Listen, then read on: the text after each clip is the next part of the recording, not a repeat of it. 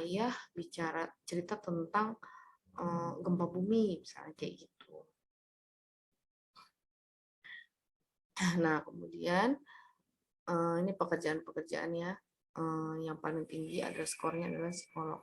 Ya, itu yang itu memang seorang psikolog itu adalah orang yang dipercaya oleh kliennya gitu ya, yang kemudian mau mendengarkan dengan sabar segala curahan-curahan kliennya. Nah, kemudian ada apa namanya? Ini apa namanya? Sisi positif yang perlu dibina dan yang perlu diwaspadai. Jadi seorang feeling itu memiliki semangat tinggi ya, semangat tinggi. Tapi ternyata di balik itu semua ia ingin dimanja dan diperhatikan. Kemudian orang feeling itu tata tutur katanya halus dan lembut, tetapi terkadang nyelekit gitu ya, nyengat. Nah, itu tergantung bagaimana skill berkomunikasinya. Kemudian pengalaman-pengalaman negatif yang dia terima. Jadi kalau misalnya dia dibiasakan dalam lingkungan rumahnya dengan kata-kata yang kayak gitu, yang menyengat-menyengat gitu ya, yang pedes tajam-tajam gitu. Maka bisa jadi itulah yang ter ter apa ya, terekam di mielin-mielinnya. Nah, itu akan sangat disayangkan kan? Nah, itulah yang kita bilang lingkungan yang kurang mendukung. Kemudian pemimpin yang berkarisma namun kebiasaan buruknya itu dia mudah tersinggung. Padahal sudah berkarisma tapi ternyata mudah tersinggung. Itu sangat disayangkan.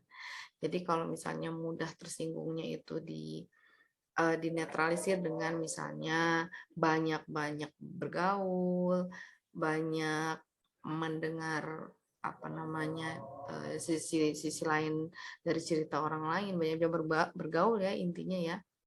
Kemudian banyak belajar agama supaya tidak mudah husnuzon sama orang lain.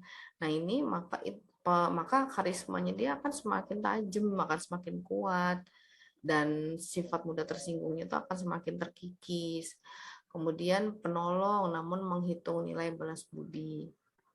Nah, dia penolong gitu, tapi kadang-kadang menghitung nilai balas budi. Cara ngitungnya gimana? Misalnya nih ya, biasanya orang feeling itu bukan bukan balas budinya tuh bukan dalam bentuk uang ya, tetapi dalam bentuk penyikapan, bagaimana dia dihargai sebagai seorang yang sudah menolong gitu, seperti itu dibalas dengan senyuman atau perlakuan yang baik atau eksistensi dia sebagai pemimpin itu semakin terangkat. Nah, seperti itu.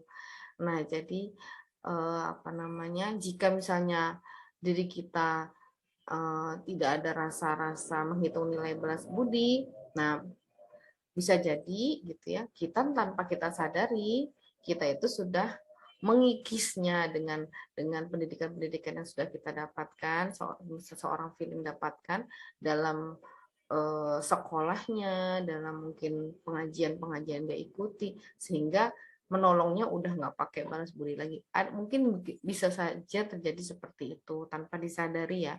Tetapi hati-hati, kehati-hatian itu perlu juga diwaspadai. Kemudian orang feeling komunikator dan mampu sangat baik mempengaruhi orang lain. Tetapi kadang karena terlalu sukanya bosi, sukanya nyuruh-nyuruh, mempengaruhinya tuh kan ngomong ya motivator, tapi kadang-kadang tidak integritasnya kurang gitu ya.